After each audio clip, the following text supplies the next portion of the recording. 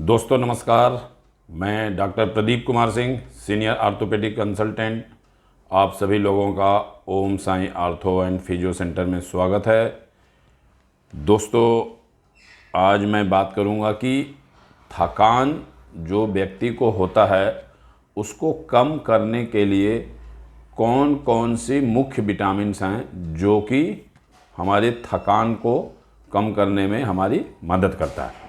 दोस्तों जो थकान होने का मुख्य कारण है उसमें सबसे पहला कारण होता है कि हमारा जो खान पान है वो प्रॉपर सही तरीके का नहीं होता।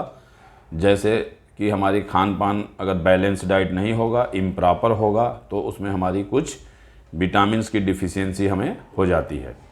दूसरा होता है कि हमको प्रॉपर अच्छी तरह से नींद ना आए, जिसको कहते हैं लैक ऑफ स्लीप, या फिर क्रोनिक स्लीप डिसऑर्डर, जिनको लंबे समय तक प्रॉपर स्लीप नहीं आने की वजह से भी हमें थकावट या थकान महसूस होता है। एक कारण और होता है जिसमें कहते हैं लाइफ स्टाइल सेडेंट्री, जिसका लाइफ स्टाइल बहुत ही नॉर्मल हो, बहुत आराम परस्त हो, जो चलना फिरना कम रखते हैं, उन लोगों में भी हमें थकावट की मात्रा या थकान ज़्यादा महसूस होता है। दोस्तों कुछ कारण हमारे थकान होने का है जो कि मानसिक कारण भी होता है, जिसको साइकोलॉजिकल और मेंटल इलनेस होता है, उसमें भी थकान होता है, लेकिन वो बहुत रेयर होता है, बहुत कम लोगों को होता है। तो आइए एक एक करके बात करते हैं कि किस विटामिन को खाने से हमारे शरीर के अंदर जो थकान है, थकावट है, वो ठीक हो जाता है। तो उसमें सबसे पहला विटामिन है वो विटामिन B12। जो विटामिन B12 होता है, हम लोगों ने सुना होगा कि इन विटामिन बी कम्प्लेक्स का नाम सुना है, लेकिन जो विटामिन B12 होता है वो बी कम्प्लेक्स का एक पार्ट होता है। उसका काम क्या होता है? विटामिन B12 का काम होता है कि हमारे शरीर के अंदर RBC, रेड ब्लड सेल्स जिसको कहते हैं, और DNA, जिसके फॉर्मेशन में हमें हेल्प करता है। दूसरा विटामिन B12 का काम होता है नर्वस सिस्टम, जैसे नर्वस टिश्यू और ब्रेन के लिए भी हमारा ये विटामिन B12 बहुत एसेंशियल होता है। तो इसलिए अगर जिसको भी विटामिन B12 की डिफिशियंसी होती है उसको RBC की मात्रा कम हो जाती है। RBC की मात्रा कम होने की वजह से हमें खून की कमी हो जाती है। दोस्तों हमारी खून की कमी जब होती है तो हमारे शरीर में ऑक्सीजन की सप्लाई कम होती है, जिसकी वजह से हमें थकावट या थकान महसूस होने लगता है। दूसरा जो DNA होता है हमारे नर्वस टिश्यू के फॉर्मेशन के लिए भी बहुत ज़रूरी होता है, जिसकी वजह से हमारे थकान, वीकनेस, ये सब महसूस होने लगता है। तो दोस्तों जो विटामिन B12 होता है वो मुख्य तौर पर नॉन वेजिटेरियन खाना में ज़्यादा मिलता है, जैसे मीट है, एग है, फिश है, इसमें ये ज़्यादा होता है। इसको मिथाइल कोबालामिन भी कहते हैं। एक्चुअल में कई बार हमारा इसको इम्प्रूव करने के लिए हमें नॉन वेजिटेरियन डाइट लेना पड़ता है। कई बार हमको कुछ वेजिटेरियन डाइट भी हैं जिसके अंदर विटामिन B12 हमें मिलता है। वो मेरा एक सेपरेट वीडियो है कि विटामिन B12 वेजिटेरियन लोगों के लिए क्या लेना चाहिए, वो अलग से है, वो मैं लिंक दे दूंगा, उसको भी आप हो सके तो ज़रूर देखिएगा। कई बार हमको विटामिन B12 की सप्लीमेंट भी देना पड़ता है। उसमें मिथाइल कोबालामिन होता है जो आमतौर पर 750 माइक्रोग्राम से लेके 1500 माइक्रोग्राम डेली डोज हमें मिनिमम 6 to 8 वीक्स के लिए देना होता है। आमतौर पर हम 1500 माइक्रोग्राम पर डे के हिसाब से 6 हफ्ते देते हैं। तो जिसको भी थकावट महसूस हो तो उसको विटामिन B12 का कोर्स हो सके तो 5 से 6 हफ्ते जो 1500 माइक्रोग्राम का है वो ज़रूर लेना चाहिए। दोस्तों दूसरा विटामिन होता है विटामिन D3।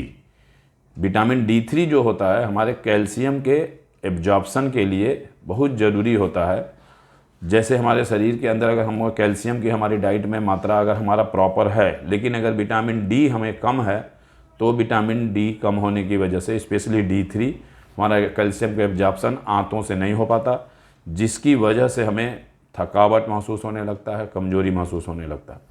तो दोस्तों आमतौर पर जो विटामिन D3 है वो हमें सन, सूरज की रोशनी से मिलता है, जो आमतौर पर 15 से 20 मिनट हमें पर डे लेना चाहिए। कॉड लिवर ऑयल में मिलता है, एग में मिलता है, फिश में मिलता है, मिल्क प्रोडक्ट में मिलता है, मशरूम में मिलता है, कुछ फोर्टिफाइड जो फूड है उसके अंदर भी मिलता है। तो जो विटामिन D3 है उसको कोलीकैल्सिफेरॉल कहते हैं।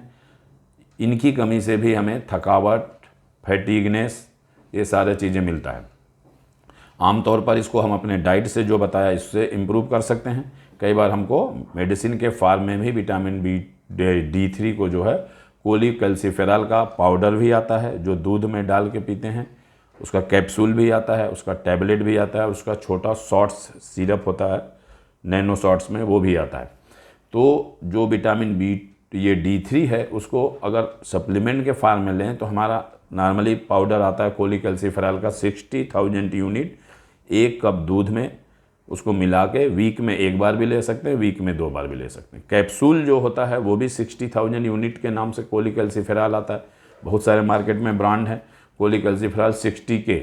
उसको भी अगर कैप्सूल लेना है तो उसको 1 कप दूध के साथ लें, क्योंकि फैटी फूड के साथ इसका एब्जॉर्प्शन बेटर होता है।